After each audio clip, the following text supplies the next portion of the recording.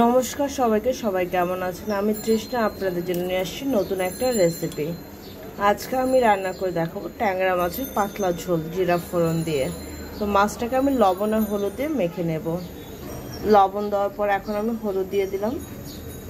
এবার এটাকে মেখে সুন্দর করে ভেজে নেব। এখন আমি এক এক করে মাছটাকে ভেজে নেব।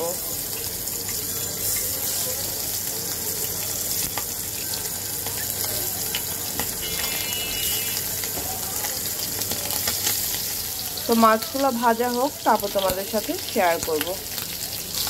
দেখো মাছটা কিন্তু খুব সুন্দর করে ভাজা হয়ে গেছে। এখন আমি মাছগুলোকে তুলে নেব। দিয়ে দিলাম গোটা জিরা ফোড়ন, দিয়ে দিলাম দুটো তেজপাতা। এটাকে সুন্দর করে আগে ভেজে নেব। আর সাথে দিয়ে দেবো একটা শুকনো মরিচ ফোড়ন। সুন্দর করে আগে এটাকে ভেজে নিই।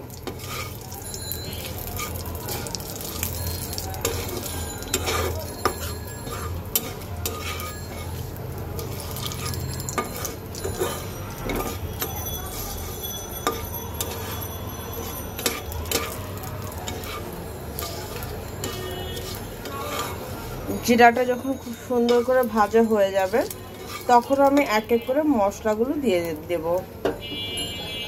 একটা বাটির মধ্যে আমি দিয়ে দেব 1 চামচ হলুদ গুঁড়া, দিয়ে দেব 1 চামচ ধনিয়া গুঁড়া, দিয়ে দেব কাঁচা মরিচ, একটু ঝাল ঝাল করে রান্না করব, দিয়ে দেব সামান্য জল। এবার আমি মশলাটাকে সুন্দর করে ঢেলে দেব। মশলাটাকে সুন্দর করে কষিয়ে নেব। আর যারা যারা আমার ভিডিওটি দেখছো, প্লিজ তোমাদের কাছে একটা রিকোয়েস্ট, পুরো ভিডিওটা দেখো। টেনে ভিডিও না দেখে পুরো ভিডিওটা দেখো, আমার জন্য কিন্তু খুব উপকার হবে, ঠিক আছে?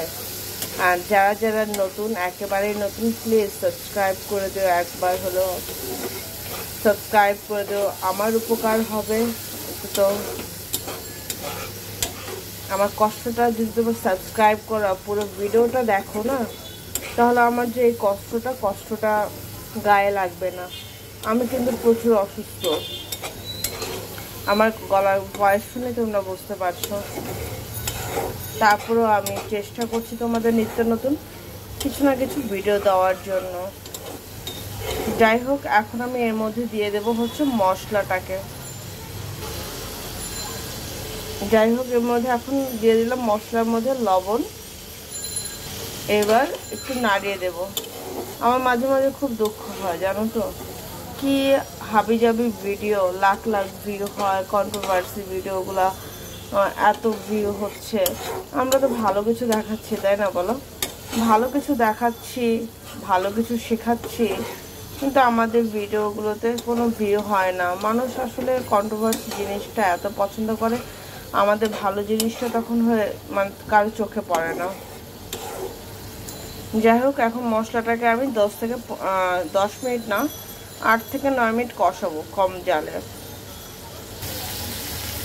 দেখো আমার কিন্তু খুব সুন্দর মতন কষানো হয়ে গেছে, সাইড দিয়ে তেলও ছেড়ে দিয়েছে।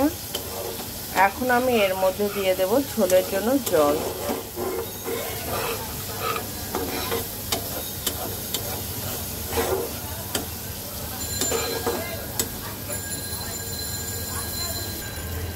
এখন আমি দিয়ে দেব ঝোলের জল, খুব বেশি ঝোল দেব না।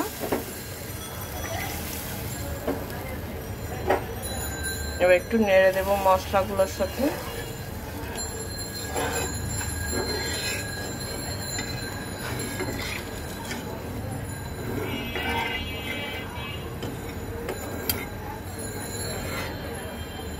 তো মাছ ঝোলে বলক আসুক, তারপর হচ্ছে মাছগুলি দিয়ে দেব। দেখো ঝোলে কিন্তু বলক চলে আসছে, এখন আমি মাছগুলি দিয়ে দেব।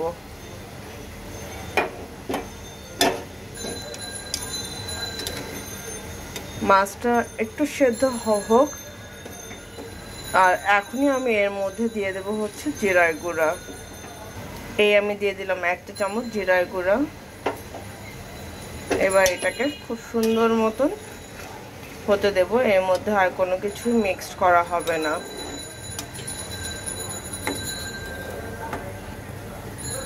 তো এটাকে আমি 5 মিনিট হতে দেই।